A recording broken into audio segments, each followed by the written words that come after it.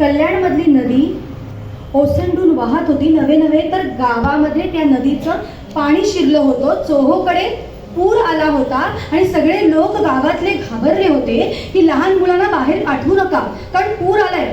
अंगणात सुद्धा पाणी साठलेलं होतं. बाहेर पाऊस पडत होता आणि अशाच वेळी एका घरात मात्र वातावरण वेगळं झालं होतं. कारण या घरामधील एक पाहुणा आलेला मुलगा सकाळी जो बाहेर पडला होता तो दुपार झाली तरी परत घरी आला नव्हता. सगळे हवालदिल झालेले, सगळे घाबरलेले आणि घरातले लोक विचार करत होते हा मुलगा गेला तरी कुठे. त्या मुलाचा मामा त्या मुलाच्या आईला म्हणतोय, अगं सरस्वती, तुझं कार्ट मोठं धैर्यवान आहे, गेलं कुठे? सकाळपासून गेलंय, समजत नाही पाऊस पडतोय, पोहायला बिहायला गेलं का काय? अगं नदीला पूर आलाय, नदीत उडी वगैरे टाकली तर जीव जायचा त्याचा. आईने चेहऱ्यावर पदर धरला आणि ओक्सा बोक्शी रडू लागली. असं असं बोलू नकोस रे, असं म्हणू लागली आणि म्हणतीये, छकड्या छकड्या कुठे आहेस रे, कुठे गेलास? छकड्या कुठे रे गेलास? असं आई म्हणतीये. इतक्यात धान्याच्या कणग्या मागे, धान्याच्या कणग्या मागे लपुनी तो बैसला से पुत्रची हो. धान्याच्या कणग्या मागे लपुनी तो बैसला से पुत्रची हो. धावत धावत येऊनी, धावत धावत येऊनी मातेच्या कुशीत जाय प्रगटून हो. राम राम रे राम, राम राम सीता रे राम, राम राम राम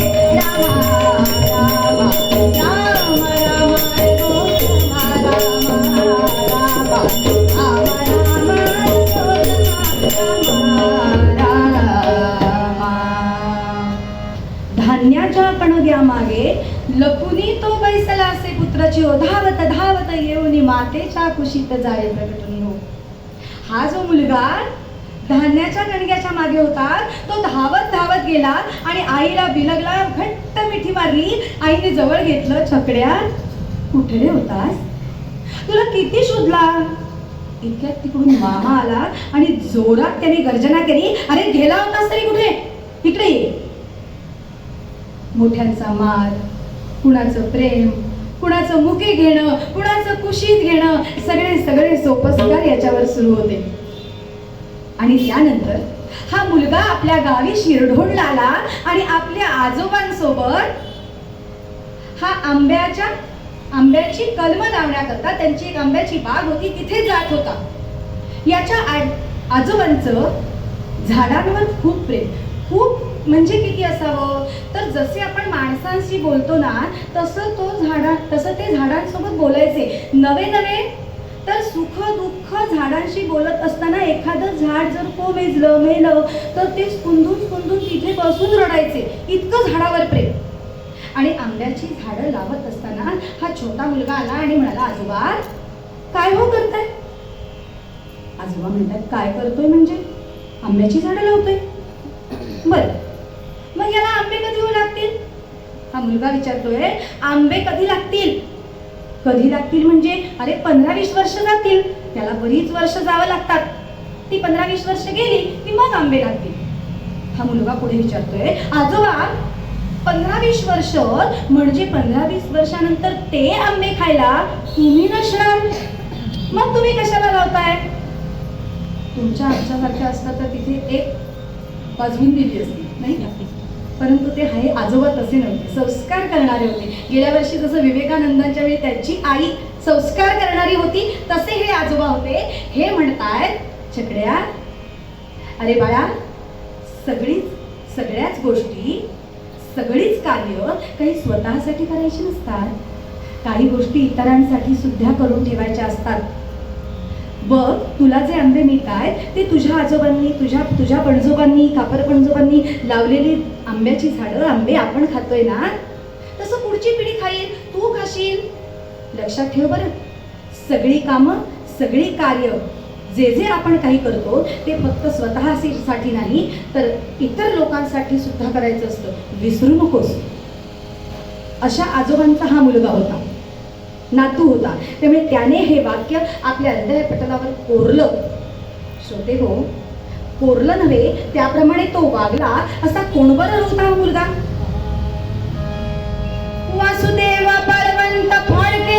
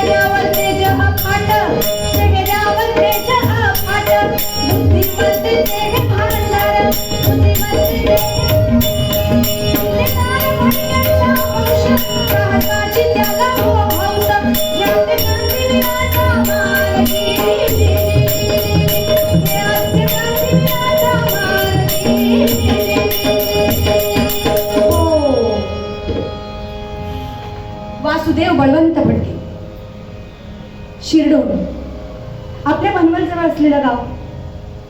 या शिरडोण गावातलं एक भलं मोठं नाव आणि त्याचेच आजोबा म्हणजे अनंतराव फडके, ज्यांनी संस्कार केले ना या छोट्या मुलावर, या वासुदेवाला ज्यांनी घडवला असे अनंतराव. आपल्या जवळच करणारा किल्ला आहे, त्या किल्ल्याचे किल्लेदार म्हणून ते कार्य करत होते. परंतु त्यांचं ते पद नंतर काही कालानंतर गेलं. श्रोते हो, आपल्या कुटुंबातील अनेक छोट्या बाळगोपाळांना सोबत घ्यायचं, झोपाळ्यावर बसायचं आणि त्यांना अनेक गोष्टी सांगायच्या. हे अनंतरावांचं आवडतं काम. त्याप्रमाणे आपल्या वाड्यातील सगळ्या बाळगोपाळांना, सगळ्या छोट्या छोट्या मुलांना त्यांनी एकत्र घेतलं आणि गोष्टी सांगायला सुरुवात केली. 1857चा तो काळ होता, स्वातंत्र्य लढ्याचा तो काळ होता.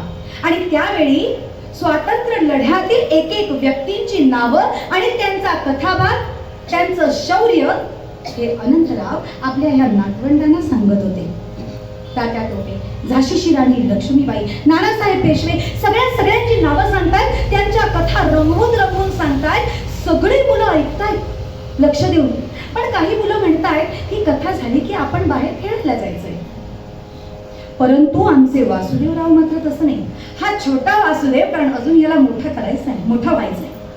हा छोटा वासुदेव ह्या गोष्टी ऐकताना इतक्या मनापासून गोष्टी ऐकायच्या की ते ऐकता ऐकता तो तल्लीन होऊन जायचा. वाटायचं की अरे मी हे कधी करेन, स्वातंत्र्य लढ्यात मी कधी भाग घेईन, त्या इंग्रजांना या माझ्या भारत भूमधून, माझ्या भारत देशातून पळवून लावण्यासाठी मी कधी या कार्यामध्ये उडी घेईन, या यज्ञामध्ये मला सुद्धा उडी घ्यायची आहे असं ह्या वासुदेवाला वाटायचं. अहो, दिवस नव्हे, रात्र नव्हे, या सगळ्या कथा कानात रुंजी घालत असत आणि हा अखंड विचार करत असे मी कधी तिथे जाईल. होता होता वासुदेव मोठा होऊ लागला होता. याला वाटलं की या शिरडोण गावात राहून मी काहीच कार्य करू शकत नाही. जर मला स्वातंत्र्य लढ्यामध्ये भाग घ्यायचा असेल तर मला पुणे किंवा मुंबई या दोन्हीपैकी एका ठिकाणी जावंच लागेल. म्हणून विचार केला, भगवंताची प्रार्थना केली. मनामध्ये सारखे विचार येत होते, चांगल्या गोष्टी मनामध्ये अखंड आल्या की तो भगवंत ते पूर्ण करतोच, पण चांगल्या गोष्टी बरं का. त्याप्रमाणे या वासुदेवाच्या मनात हे विचार येत होते आणि जीत झाली. आणि आजोबांनी आणि घरातल्या मोठ्या मंडळींनी ठरवलं की याला शिक्षणासाठी मुंबईला पाठवायचा, इंग्रजी शिक्षण देण्यासाठी म्हणून मुंबईला पाठवायचा. बरं, आता कुठे पाठवायचा म्हणून विचार करण्यात आलं तर फणसवाडी गावात याला पाठवायचं. फणसवाडी गावात आश्रयाला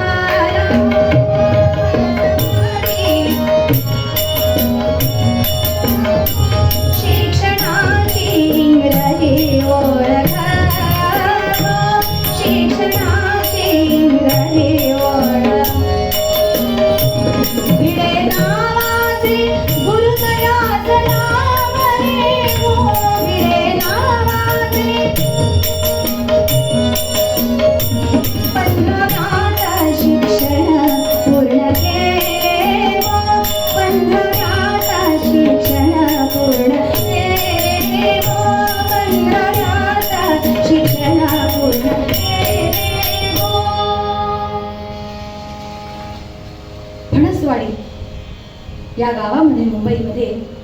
हा वासुदेव आला. मात्र आनंद वाटला. वा, आपल्या मनात होतं ते स्वप्न पूर्ण झालं. आणि घरच्यांनी ठरवलेलं इंग्रजी शाळेत याला शिकवायचं, त्याप्रमाणे हा इंग्रजी शाळेत जाऊ लागला. मुळातच बुद्धिमत्तेचे हे भांडार. बुद्धिमत्ता अतिशय होती, त्याचबरोबर धीट होता. जे जे गुण पाहिजेत ना, जे जे चांगले गुण होते ते बहुतेक भगवंताने सगळे वासुदेवामध्येच भरले की काय असं वाटावं. असा हा सद्गुण संपन्न वासुदेव मोठा होत होता. अवघ्या 15 वर्षामध्ये शिक्षण पूर्ण केलं. बरं, त्या काळात ना इंग्रजी शिक्षण त्याने घेतलं आणि इंग्रजी पुस्तक वाचायची एवढी आवड होती की अवांतर वाचन जास्त होतं. श्रोतेहो, या कथातून तुम्ही आम्ही शिकायचंय की आपण अवांतर वाचन करण्याची गरज आहे. नवे नवे तर मुलांना ती अवांतर पुस्तकांची वाचनाची गोडी लावण्याचं आपलं कर्तव्य आहे. कारण शिक्षणाने फक्त शाळेतील शिक्षणाने सर्व ज्ञान मिळत नाही. जर खरोखरीच ज्ञान पाहिजे असेल तर अवांतर वाचन, अवांतर ऐकणं हे सगळं करायला लागतं. त्याप्रमाणे आमचा हा वासुदेव अवांतर वाचन करायचा. मराठी सुद्धा उत्तम, इंग्लिश सुद्धा उत्तम. आणि हे शिक्षण पूर्ण झाल्यावर त्याला लगेच नोकरी मिळाली. आनंद वाटला. त्या काळातली महिना 30 रुपयाची नोकरी, त्या काळातली बरं का. आनंद वाटला. परंतु गंमत अशी होती की तो इंग्रज आलेला काळ असल्यामुळे हे इंग्रज लोक भारतीयांना फक्त कारकुंड्यांच्याच नोकऱ्या देत. म्हणजे कारकुनाचीच कामं फक्त भारतीयांना, आणि वरिष्ठांची जी कामं असतील, वरिष्ठ पदं असतील, ती सगळी इंग्रजांना. याप्रमाणे यांना सुद्धा कारकुनाचंच काम मिळालं होतं. आणि वरिष्ठ अधिकारी असं बोलत या भारतीयांना बरं का, अरे तुम्हाला जो पगार मिळतोय ना, त्या गोऱ्या साहेबांनी दया केली ना म्हणून तुम्ही सगळे पगार घेताय. तुमची 10 रुपये कमावण्याची सुद्धा लायकी नाहीये.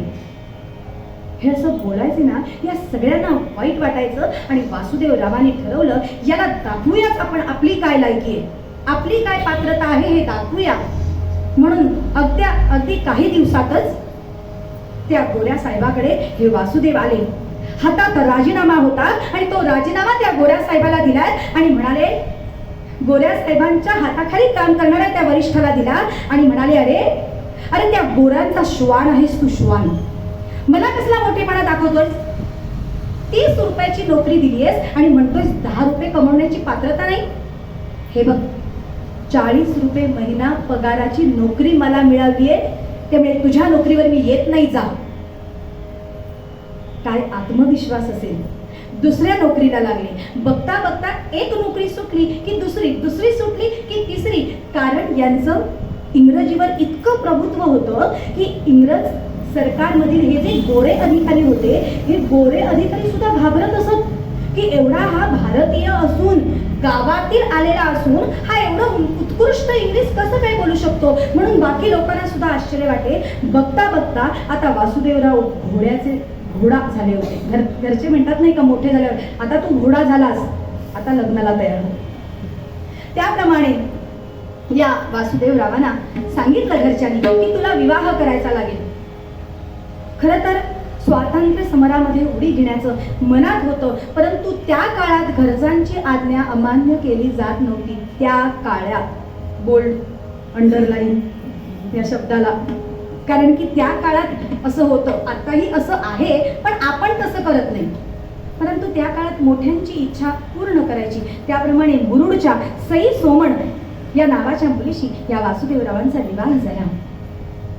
मधल्या काळात असं झालं होतं की मुंबईमधील हवा ही वासुदेवरावांच्या तब्येतीला योग्य नव्हती. ते सारखे आजारी पडत असत. म्हणून घरच्यांनी असं सांगितलं की विवाहानंतर तुम्ही सपत्नीक दोघेही पुण्याला जायचं. नोकरीचं तर काही चिंता नव्हतीच, कारण जिथे जातील तिथे नोकरी त्यांना मिळत होती. त्याप्रमाणे हे सपत्नीक आता पुण्याला आले. तिथे आल्यानंतर दत्तप्रभूंच्या नावाचं इतकं वेड लागलं की दररोज गुरुचरित्र वाचायचं, गुरुचरित्राचं पारायण करायचं. नवे तर छोट्या दत्तगुरूंच्या चांदीच्या पादुका वासुदेव नेहमी जवळ बाळगीत असे आणि दररोज त्याला अभिषेक करत असे. दररोज अभिषेक. अध्यात्माची इतकी आवड लागली की तासन तास देवळामध्ये जाऊन बसायचं, त्या भगवंताची प्रार्थना करायची. ही सगळी प्रार्थना, ही सगळी उपासना या वासुदेवाकडून होत होती. आणि ही नोकरी, हे सगळं कार्य सुरू असताना एक दिवस त्याच्या गावातून म्हणजे शिरढोणवरून एक निरोप आला. ये सत्वरी निगोनी, ये सत्वरी निगोनी, मातेस भेटण्यास जड करे. ये सत्वरी निगोनी, मातेस भेटण्यास जड करे. निरोप ऐसा येता, निरोप ऐसा येता, नकळत अश्रुबिंदू गळे आले.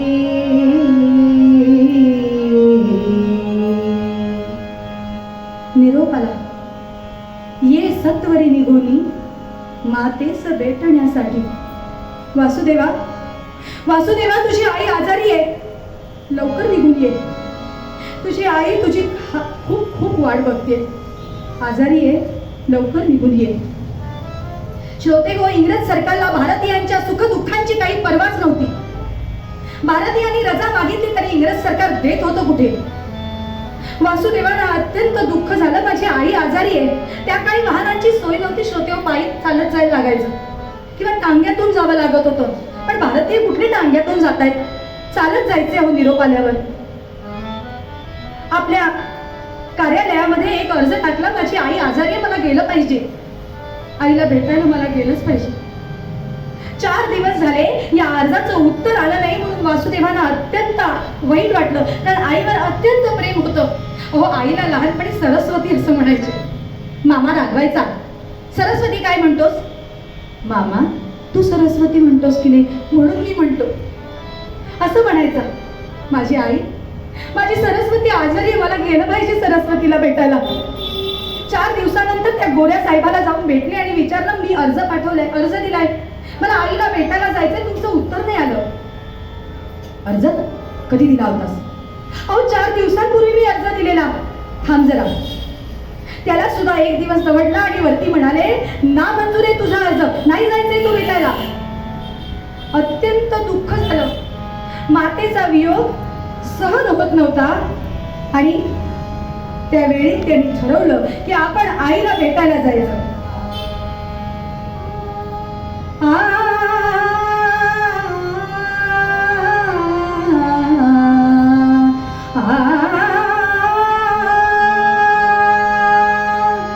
दुःख कसे विसरावे माता वियोगाचे, दुःख कसे विसरावे माता वियोगाचे, दुःख कसे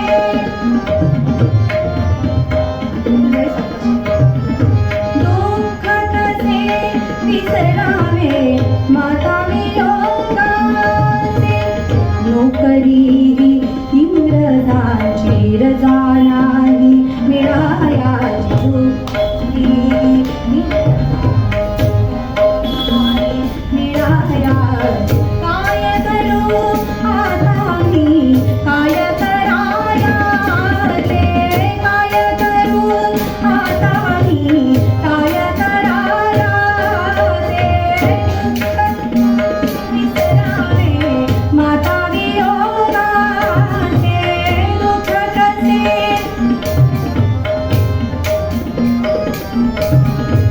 त्याग करुणी सेवेचा, पुण्यातून तोही झाला त्याग करुणी सेवेचा.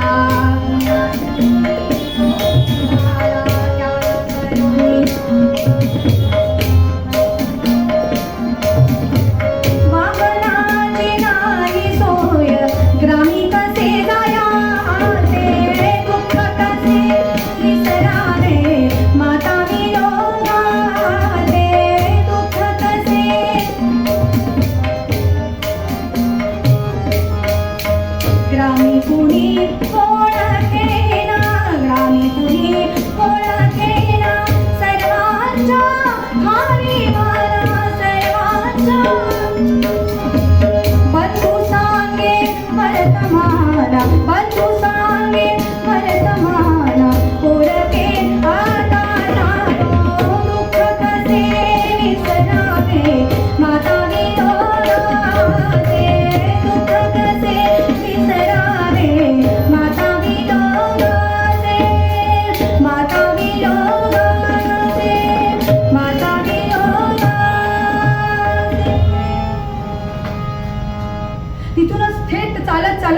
पुण्याहून निघाला आणि आपल्या शिरडून गावामध्ये आलाय.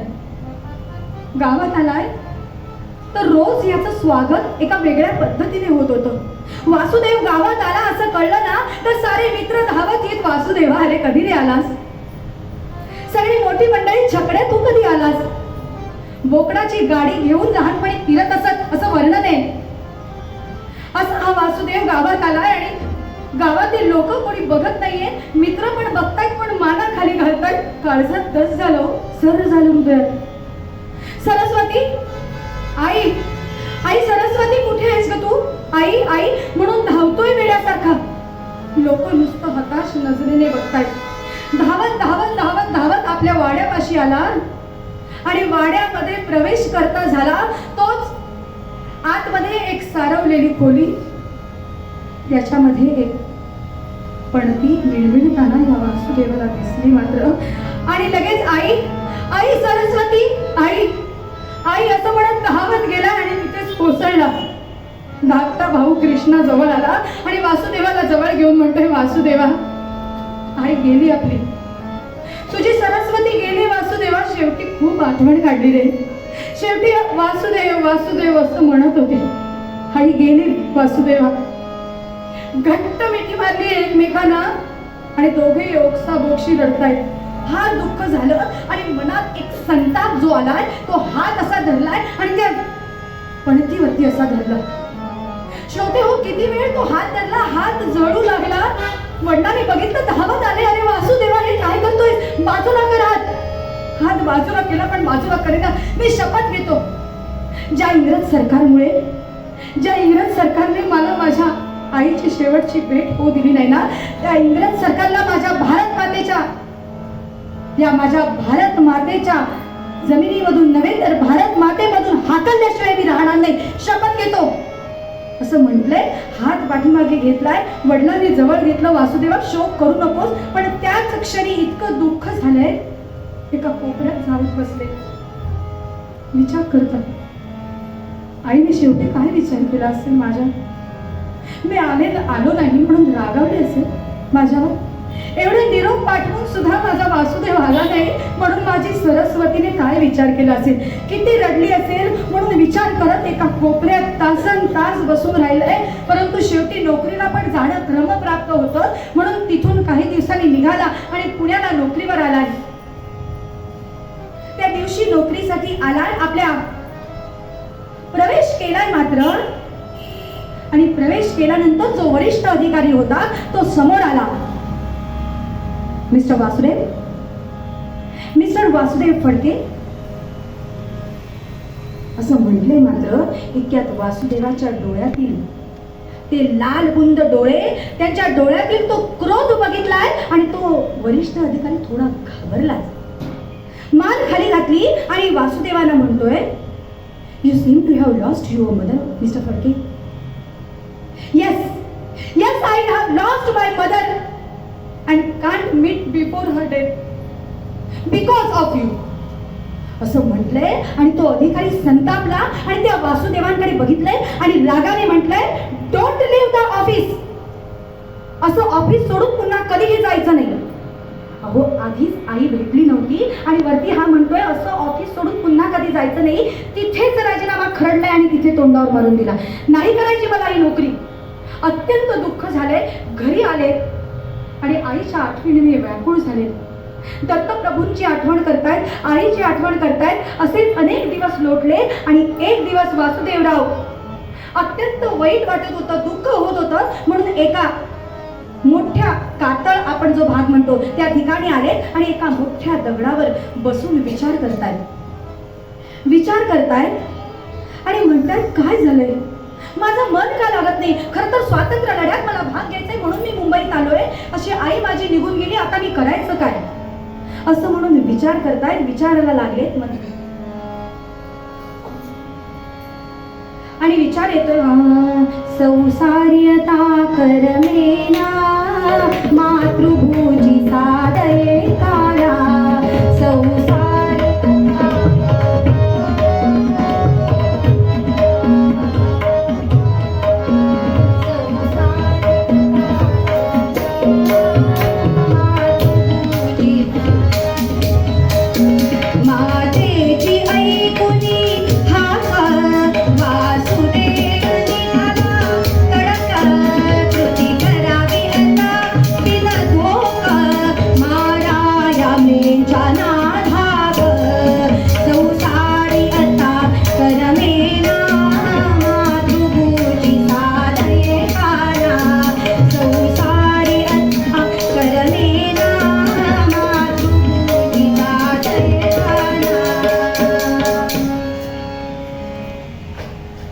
दुःख वाटू लागलं, काय करायचं कळेना आणि शांत अशा अवस्थेत बसले. आणि इतक्यात समोर काहीतरी आपल्याला दिसतंय म्हणून त्यांनी डोळे उघडले तर अकस्मात एक अजानुबाहू दिव्य व्यक्ती प्रगट झालेली त्यांना दिसली. भगवी वस्त्र परिधान केलेली, हातात एक तलवार असलेली अशी ती व्यक्ती वासुदेवानी बघितली. आहा, काय हे तेज आहे, काय मुखावरील हास्य आहे. हे ऋषितुल्य व्यक्तिमत्व असेल तरी कोणाचं, कोण असतील हे म्हणून वासुदेव त्यांच्याकडे बघतायत. इतक्यात ती व्यक्ती धीर गंभीर आवाजामध्ये बोलू लागली. वासुदेव ना तू? अनंतरावांचा नातू, बळवंत फडके यांचा मुलगा तू वासुदेव ना? ठिणग्यांचा शोध घेणं आणि त्या ठिणग्या प्रज्वलित करणं हे माझं कार्य आहे, म्हणून मी तुला भेटायला आलोय. अरे अरे वासुदेवा, तुझी एकट्याची आई काय गेली आणि तू दुःख करत इथे रडत बसलास? पण जी मातांची ही माता आहे अशी भारत माता सध्या पारतंत्र्यात आहे, तिचं दुःख तुला दिसत नाही? वासुदेवा, आता किती दिवस शोक करणार आहेस? ही तलवार हातात घे. आपल्या हातात जी तलवार आणली होती ती वासुदेवाला पुढे केली आणि ही दिव्य व्यक्ती त्या वासुदेवाला सांगते, ही तलवार हातात घे, उठ आणि निघ. आपल्या भारत मातेला पारतंत्र्यामधून जर बाहेर काढायची असेल, तिला स्वतंत्रता मिळवून द्यायची असेल तर तुला शोक करून उपयोग नाही. जागा हो, उठ, ही तलवार घे आणि कार्याला लाग. अहो, पुनर्जन्म व्हावा ना, जसं की झाड एखादं कोमजलेलं असतं आणि त्याला पाणी पडल्यानंतर ते छान असं उमलावं, टवटवीत व्हावं, किंवा पावसाने थकलेली जनता असेल, उन्हाळ्याने अत्यंत तापलेलं असं आपलं शरीर मन दोन्ही असेल आणि भरपूर पाऊस कोसळावा आणि शांतता मिळावी, आनंद वाटावा, तसं काहीसं या वासुदेवाला वाटलं. अत्यानंद झाला आणि त्या दिव्य अजानुबाहू अशा साधूच्या चरणी नतमस्तक झाला. त्यांच्या चरणावर आपलं डोकं ठेवलं. हळूवार मृदू असा स्पर्श आपल्या डोक्यावरून होतोय असं वासुदेवांना जाणवलं. आनंद वाटला, एक नवा जन्म झाला असं वाटलं. डोके टेकलेलं होतं, डोळे मिटलेले होते. पुनश्च अभिवादन केलं आणि उठून बघतो तर ती व्यक्ती नाहीच. आता नाही म्हणावी तर हातात तलवार होती त्या व्यक्तीने दिलेली. काहीतरी भगवंताची इच्छा असणार, आज मला स्वातंत्र्य लढ्यात जायचं आहे, पण ते जाण्यासाठी काय करू कळत नव्हतं, तर ह्या व्यक्तीनेच मला प्रोत्साहन दिले, मला जागं केले, म्हणून आनंद वाटला. घरी आला आणि त्यानंतर आपल्या पत्नीलाही हे सांगितलं. आणि त्याच वेळी स्वदेशीची चळवळ चालू होती. पहिले भाग घेतला तो त्या स्वदेशीच्या चळवळीमध्ये सार्वजनिक काका होते, यांच्या बरोबर गेला आणि सगळ्या लोकांना सांगू लागला, भारतीयांनो, स्वदेशी कपडे वापरा, स्वदेशीचा वापर करा. अरे हे इंग्रज लोक आहेत ना, ते आपल्याला मूर्ख बनवत आहेत. आपल्याकडून कापूस घेतात, आपल्याकडचा कापूस घेतात, तिकडे नेतात, त्याच्यावर प्रक्रिया करतात आणि आपल्याला जास्तीच्या किमतीने आणून विकतात. वेडे आहात का रे? वेडे झाले? अरे आपल्याकडची वस्तू खरेदी करा, स्वदेशी वापरा. त्यानंतर तर थाळी वाजवून गावागावात फिरायचे. जागे व्हा, जागे व्हा. मी स्वतः वासुदेव बळवंत फडके आज संध्याकाळी शनिवार वाड्यावर एक भाषण करणार आहे. सगळ्यांनी संध्याकाळी शनिवार वाड्यावर जमायचे आहे हो म्हणून थाळी वाजवायचा. संध्याकाळी बरेच लोक जमायचे. वासुदेव उभा राहायचा आणि हो असं भाषण द्यायचा, इंग्रजांविरुद्ध चेतवणारं असं ते भाषण असायचं. आणि शेवटी म्हणायचा, बोला भारत माता की. थंड प्रतिसाद, भारत माता की. त्यावेळेचा थंड प्रतिसाद असं मला म्हणायचं होतं. त्यावेळेचा थंड प्रतिसाद वासुदेवाला अत्यंत दुःख व्हायचं. वासुदेव घरी यायचा आणि म्हणायचा, लोक का मला साथ देत नाहीयेत, का मला मदत करत नाहीयेत. आणि अशाच वेळी या स्वातंत्र्य लढ्याची सुरुवात होत असताना अघटित घटना घडली, अघटित घटना घडली. अर्धांगिनी साथ सोडून गेली.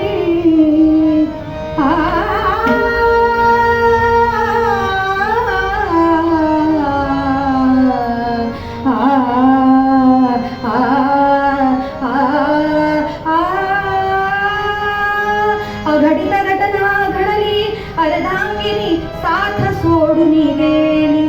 मथुनाम नामक कन्येसी, मधु नामक कन्येसी पोरकी करून ती गेली.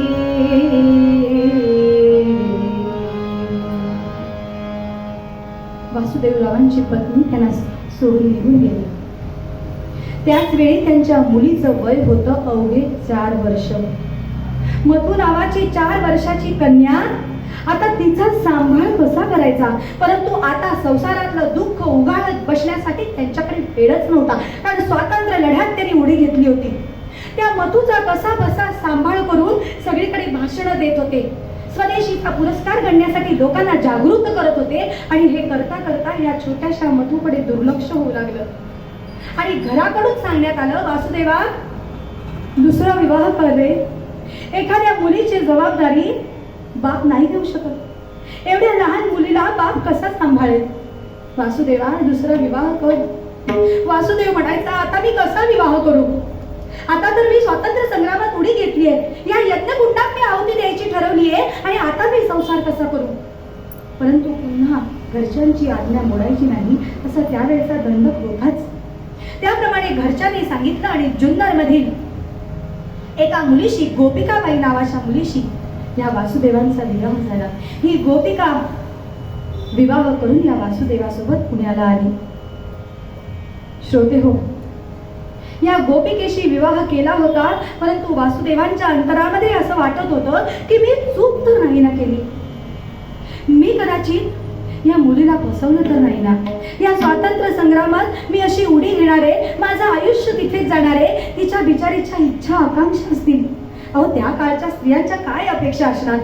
स्वतः उत्तम स्वयंपाक तयार करावा आणि तो स्वयंपाक माझ्या हाताने पतिराजांच्या मुखाशी तो जावा, त्याने आनंदाने संध्याकाळी येऊन भोजन करावं, एवढ्या छोट्याशा अपेक्षा. पण त्या सुद्धा अपेक्षा मी ह्या गोपिकाबाईच्या पुऱ्या करू शकत नाही असं वासुदेवांना वाटत होतं. परंतु संसार सुरू झाला होता, पण संसारामध्ये वासुदेवांचं लक्ष नव्हतंच, कारण आता ते पूर्ण वेळ या स्वातंत्र्य संग्रामात होते. या स्वातंत्र्य लढ्यात त्यांनी भाग घेतल्यामुळे ते पूर्ण वेळ इथे कार्यरत होते.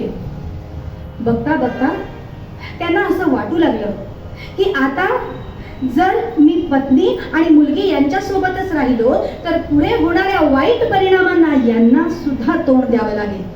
म्हणून थोड्या दिवसांनी आपल्या पत्नीला सुद्धा लाठीकाठीचं शिक्षण, नवे तर पिस्तूल चालवण्याचं शिक्षण सुद्धा त्यांनी पत्नीला दिलंय.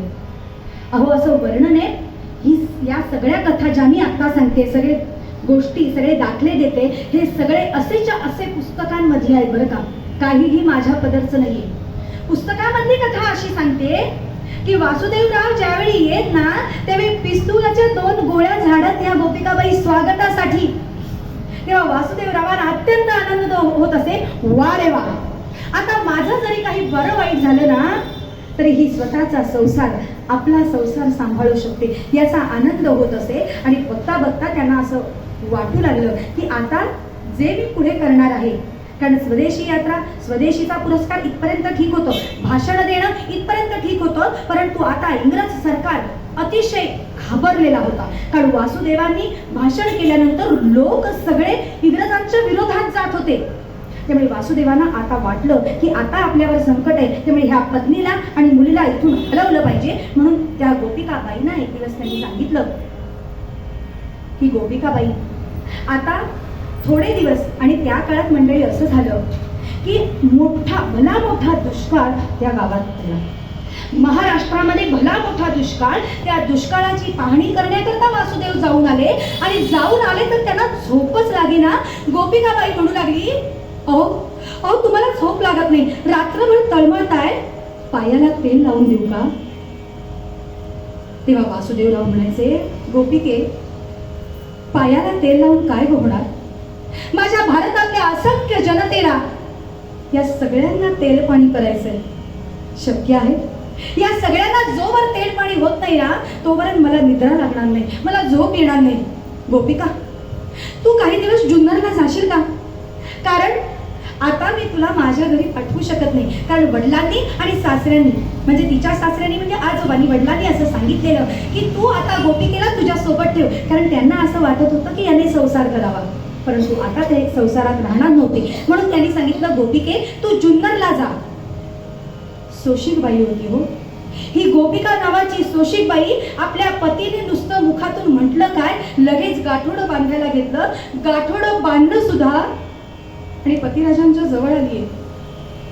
कधी निघायचंय असं विचारलं. वासुदेवरावांना मनामध्ये अत्यंत वेदना होत होत्या, परंतु स्वातंत्र्य एक भलं मोठं कार्य करण्यासाठी स्वतःच्या संसाराची थोडी आहुती द्यावी लागतेच. त्याप्रमाणे वासुदेवरावांनी सांगितलं. त्यांनी सांगून ठेवल्याप्रमाणे तिचा भाऊ न्यायला आला होता आणि यावेळी वासुदेवरावांच्या चरणी ती नतमस्तक झालीये आणि स्पुंदून स्पुंदून रडू लागली. गोपिकाबाई विचारते, आता तुम्ही मला पुन्हा कधी भेटाल? तुम्ही घरी पुन्हा कधी या? श्रोते हो, ही शेवटची भेट होती बरं का या दोघांची. गोपिकाबाई आपल्या भाबड्या मनाप्रमाणे विचारतायत की तुम्ही परत कधी याल? आपली भेट परत कधी होईल? तुम्ही याल ना? तुमच्या जीवाचं काही बरं वाईट असं म्हटल्यावर तोंडावर हात धरलाय. अगं असं बोलू नकोस गोपिके, असं बोलू नकोस. अगं मी स्वातंत्र्य समरासाठी चाललोय. या भारत मातेला स्वातंत्र्य मिळालं ना की लगेच येईन तुझ्याजवळ हो आपला संसार करायला. काळजी करू नकोस. भारत मातेला स्वतंत्र करतो आणि लगेच तुझ्याकडे येतो. हो, गोपिकाबाई काही दुधखुळी नव्हती. तिला माहिती होतं किती कठीण होतं स्वातंत्र्य मिळवणं.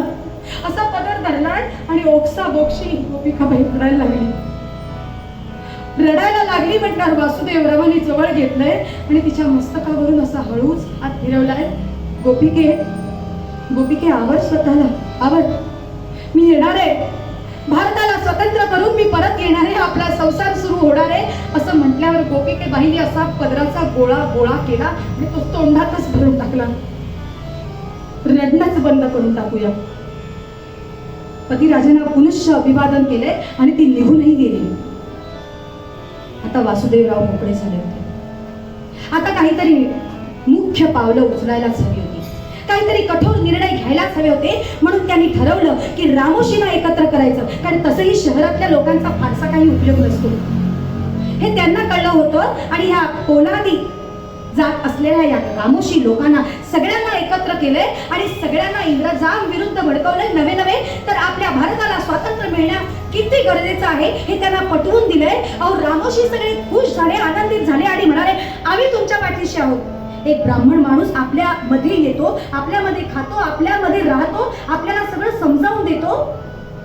ते सगळे बोलून गेले आणि याला म्हणतायत, वासुदेवरावांना म्हणतायत, आम्हाला फक्त शस्त्र द्या, त्या इंग्रजांचं निस्संतान करून टाकतो आम्ही. शस्त्र ना तीच तर मिळवायची असं वासुदेवरावांनी ठरवलं. आणि त्याच्या आधी त्यांनी माहिती काढून घेतली की इंग्रजांकडे कशी शस्त्र गोळा केली जातात, शस्त्र कशी तयार केली जातात, त्या शस्त्रांचा वापर कसा केला जातो याचं सगळं प्रशिक्षण आधी घेऊन ठेवलं होतं षडज. आणि 1879 साल 1879 साल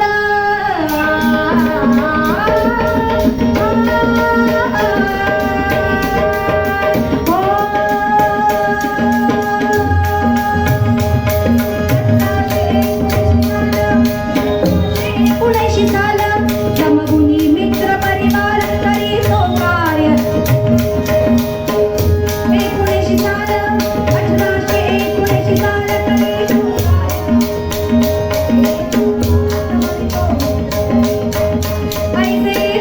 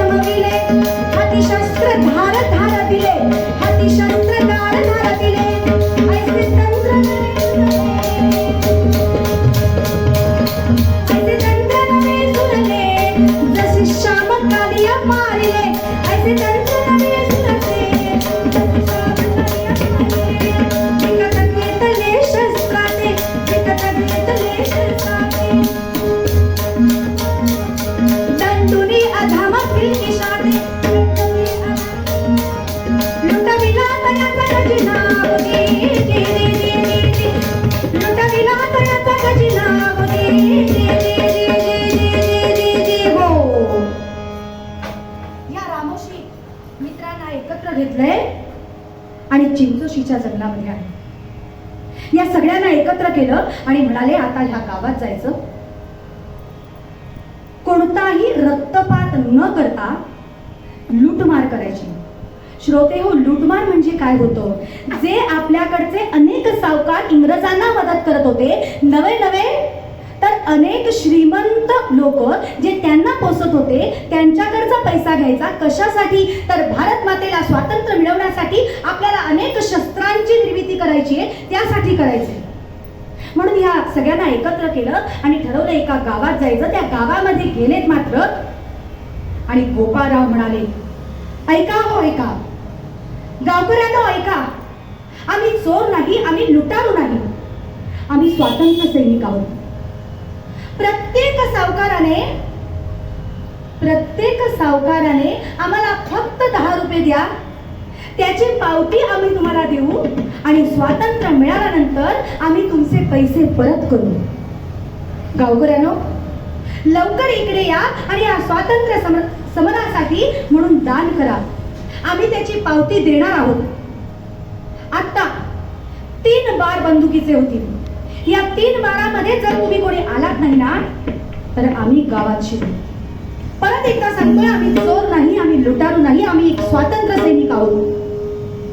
पहिला बार झाला, दुसरा झाला आणि तिसरा झाला. श्रोते हो, कुणीच आलं नाही.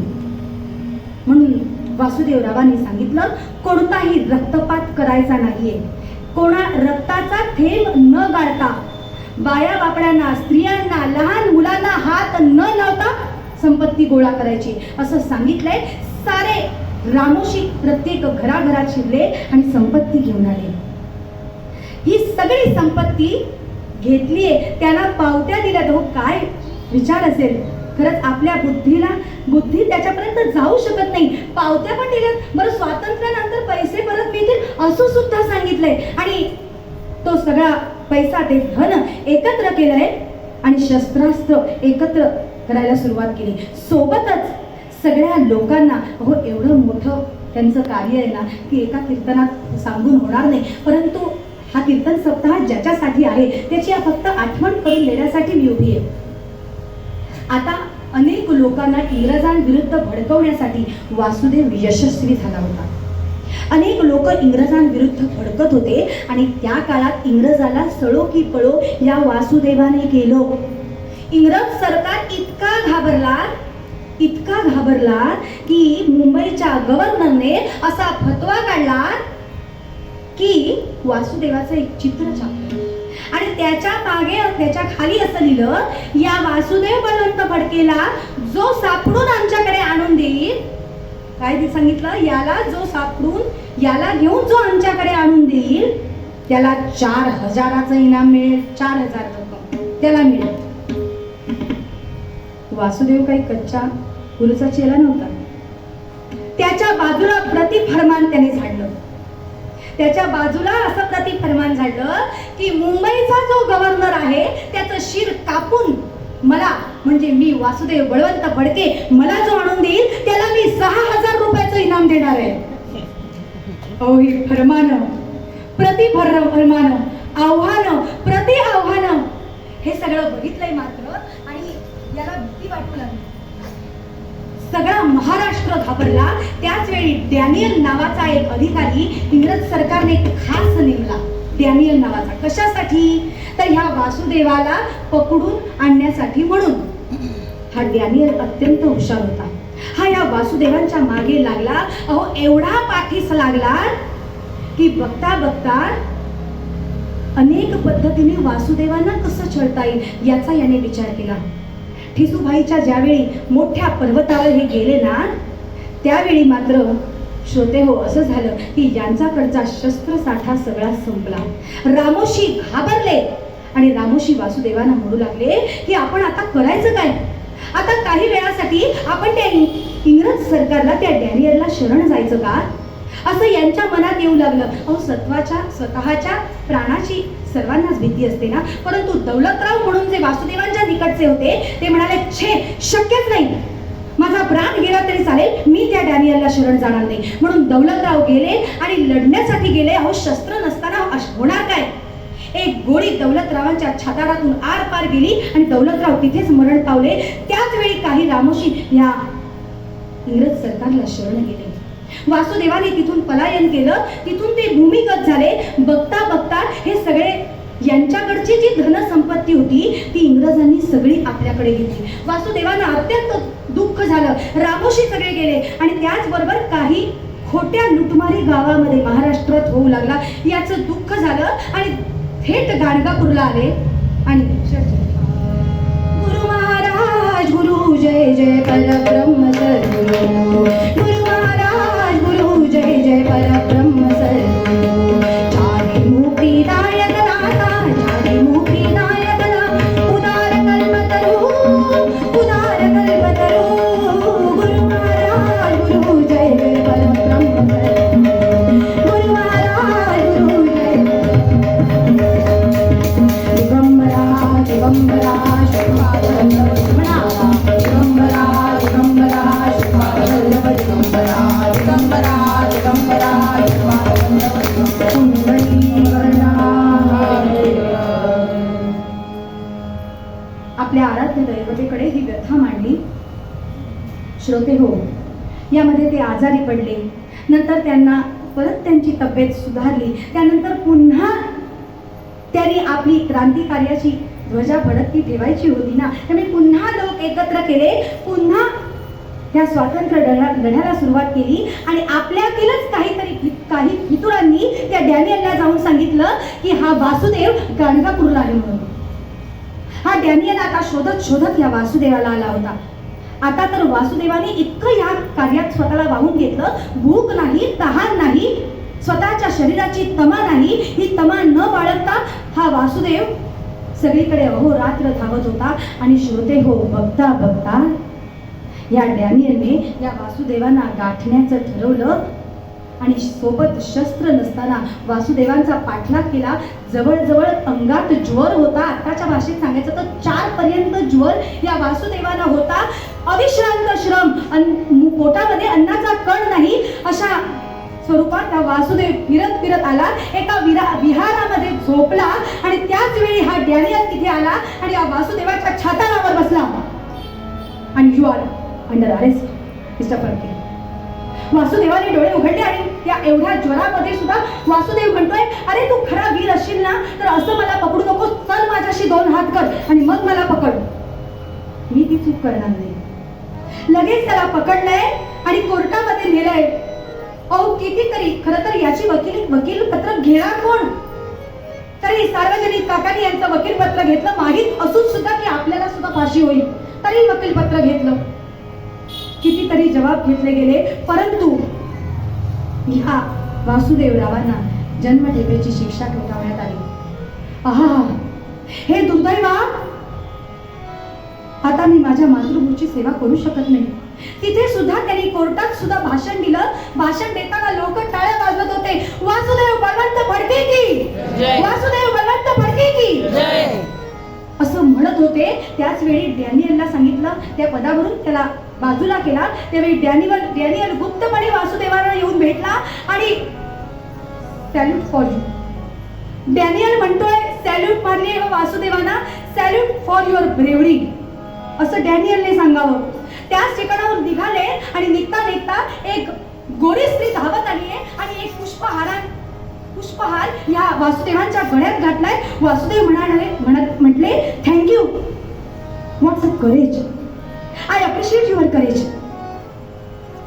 ती स्त्री म्हणते, यू डोंट रिकॉग्नाइज मी. असं म्हटल्यावर वासुदेव म्हणतो, you Margaret for Kalyan camp. Yes mister Vasudev, you save my life. तुम्ही मला तिथून वाचवलात.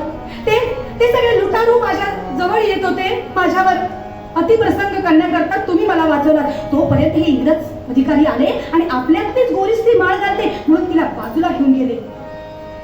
आणि आता वासुदेवाला कळलं की त्याला अंदमानला नाही तर एडनला नेतायत. एडनला नेतायत हे कळल्यावर अतिव दुःख झालं. ज्यावेळी जेहरान नावाच्या बोटीवर नेण्यात आलं तेव्हा आपल्या सगळ्यामध्ये अशी माती भरून घेतली आहे आणि म्हणतायत, बाबांनो थांबा रे, थांबा, माझ्या मातृभूला माझ्या सोबत घेऊ दे. ही माती जर माझ्या जवळ असेल ना तर तिची मला कायम आठवण राहील. मला जेव्हा जेव्हा दुःख होईल ना तेव्हा ही आई माझ्या सोबत असेल. बाबांनो, मला माझी ही माती घेऊ द्या, नाही म्हणू नका. त्यांचं भारत मातेवर, आपल्या देशावर अतिव प्रेम असलेलं बघून हे इंग्रज सरकारचे अधिकारी सुद्धा थक्क झाले. म्हणाले, घे, तुला पाहिजे तेवढी माती घे. ती माती अशी आपल्या सदऱ्यामध्ये भरून घेतली, आपल्या जवळ धरली, हृदयाशी लावली आहे. त्या बोटीमध्ये बसले आणि एडनच्या तुरुंगामध्ये आले. त्या एडनच्या तुरुंगामध्ये एवढा त्रास वासुदेवरावांना दिलाय, तरी सुद्धा या त्रासातून वासुदेवरावांनी एक दिवस पळण्याचा प्रयत्न केला. कितीतरी अभ्यास केला, कितीतरी, आणि ते लोखंडी दरवाजे उन्मळून काढले, ते घेऊन धावले. कसं केलं असेल? कंगोऱ्यावरून चढत गेले आणि उडी मारली, परंतु मध्ये जी शिडी लावली होती त्या शिडीने घात केला. रात्रभर पळतायत, दुपारपर्यंत पळत होते, पण त्या शिडीमुळे ते कुठे पळाले हे कळलं. देश आपला नसल्यामुळे कुठे पळावं हे त्यांना कळेना. पुन्हा पकडले गेले आणि अहाहा रे दुर्दैवा, आता मी काय करू? दुर्दैवा, तू माझ्या मागे अखंड आलास. आता माझी भेट फक्त आणि फक्त यमराजाशी. हे त्यांना कळून चुकलं आणि ह्या इंग्रज सरकारने यापुढे एवढा त्रास वासुदेवांना दिलाय, श्रोते हो, एवढा त्रास दिलाय की ज्या शारीरिक बलावर त्याने ते तुरुंगातले दरवाजे उखडून टाकले होते, 3 मिनिटात आपलं आख्यान संपणार आहे. ज्या शारीरिक बलावर तो दरवाजा उखडून टाकला होता, ते शारीरिक बलच नाहीसं करायचं ठरवलं. किती क्रूरता असेल विचार करा. अहो, अन्न पाणी नीट नाही, अखंड कष्ट, ते नाही झालं तर अक्काचे फटके. कथा असं सांगते की ज्या वासुदेवाने ते दरवाजा उखडून टाकला ना, त्या वासुदेवाला अखेरच्या क्षणी चालता येत नव्हतं, तर त्या तुरुंगात ते रांगत होते. बरं का, रांगत होते. चालता सुद्धा त्यांना येत नव्हतं, कारण त्यांचं शरीरच दुर्बल करायचं असं इंग्रज सरकारने ठरवलं होतं. 81 मध्ये त्यांना क्षयरोग झाला. 1881 मध्ये त्यांना क्षयरोग झाला. त्यांना कळून चुकलेलं की या रोगातून आता मी काही बरा होत नाही, हा रोग मला आता यमदेवाकडे नेणारच असं त्यांना वाटलं होतं. अत्यंत दुःख होत होतं. आणि बघता बघता 17 फेब्रुवारी 1883 या दिवशी वासुदेवांना सकाळपासून अत्यंत त्रास होत होता. त्यांना कळून चुकलं, आता मी काही राहत नाही, आता मी जाणार. असं म्हणताना वासुदेवराव या भारत मातेला म्हणतायत, या भगवंताला म्हणतायत, देवा, आता मी काही जिवंत राहत नाही, आता मी मरणार हे खास आहे. परंतु मी तुझ्याकडे मागणं करतो की देवा, मला पुनर्जन्म देशील ना? संध्याकाळच्या वेळी त्यांना मृत्यू आला. ते वासुदेवराव हृदयामधून म्हणत होते, मीच तो वासुदेव बळवंत फडके शिरोडकर, एक स्वातंत्र्य सैनिक. त्या इंग्रजांनी मला छळलं आणि आज माझं देहावसान झालं. आपल्या भारतीय धर्माप्रमाणे माझ्यावर अंत्यसंस्कार तर होणारच नाहीये, मग मुक्ती कशी मिळेल मला? हे भारत माते, मी तुला प्रार्थना करतो की मला पुनर्जन्म दे आणि एका स्वातंत्र्य वीराचाच दे. या इंग्रजांना इथून हाकलवून लावण्याची शक्ती माझ्यात दे. गोपिकाबाई, मला क्षमा कर. अवघ्या 2 वर्षाचा संसार मी तुझ्याशी केला. तू स्वप्न उराशी बाळगून आली असशील, पण मी तुझी स्वप्न पुरे करू शकलो नाही. गोपिकाबाई, मला क्षमा कर, पण आज तुझी आठवण लोक काढतील आणि तुला वीरपत्नी म्हणून घोषवतील, ही खात्री आहे का मला? करीतो तुला आरती माते, करीतो तुला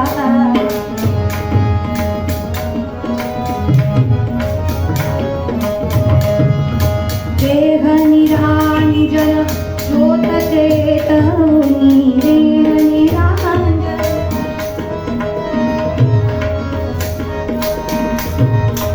ज्योत चेतनी, पंचप्राण आती सारिया. करीतो तुला आरती माते,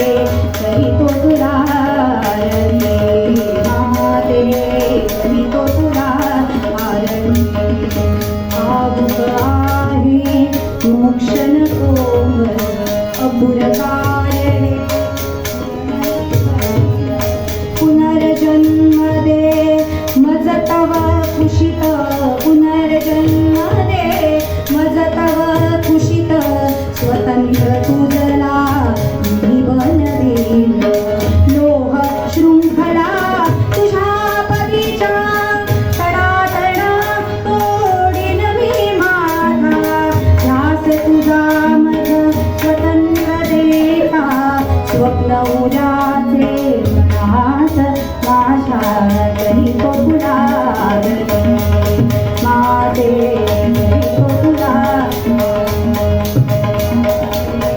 कधी तो तुला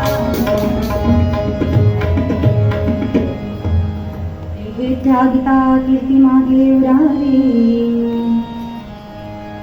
देहाचा त्याग केल्यानंतर सुद्धा आपली कीर्ती झाली पाहिजे जशी वासुदेवरावांची झाली. श्रोते हो, भारताला स्वातंत्र्य मिळालं जरी यांचा अयशस्वी प्रयत्न झाला असेल. खरं तर अयशस्वी म्हणणं सुद्धा मी चुकीचं आहे, कारण की एखादा दगड जर पुरायचा असेल त्याच्यावर 10 खणाने वार केल्यानंतर तो जर दुभंगत असेल तर तो 10व्या वाराने दुभंगला असं होत नाही. ते 10 वार 10 ही कारणीभूत असतात. तसं हे अनेक स्वातंत्र्य सैनिकांनी आपल्या प्राणांची आहुती दिली म्हणून आपल्याला स्वातंत्र्य मिळालंय. आपण सगळ्यांनी मनाशी या सर्व स्वातंत्र्य सैनिकांना मनाने नमस्कार करूया, त्यांना सुद्धा श्रद्धांजली वाहूया. नवे तर त्यांना अशी प्रार्थना करूया, आजही आमच्या देशासाठी आम्ही काही चांगलं करण्याचा प्रयत्न करू. नव्हे तर तीच बुद्धी तू मला दे. आज कीर्तन करण्याची संधी दिली त्याबद्दल खरं तर आभार काय म्हणायचे, आमचाच सगळा गट आहे, परंतु तरी सुद्धा मी सर्वांची ऋणी आहे. माझ्यापेक्षा वयाने मोठे असलेले कर्वे सर यांनी साथ केली त्यांचेही आभार मानते. तबलजी गणेश याचे आभार मानते. आज सर्वांची माफी मागते की थोडंसं मला बघावं लागलं कारण अभ्यास अपुरा झाला थोडासा, त्याबद्दल आपली क्षमा मागते आणि या भगवंताला प्रार्थना करते हेच दान दे की तुझा विसर होऊ दे.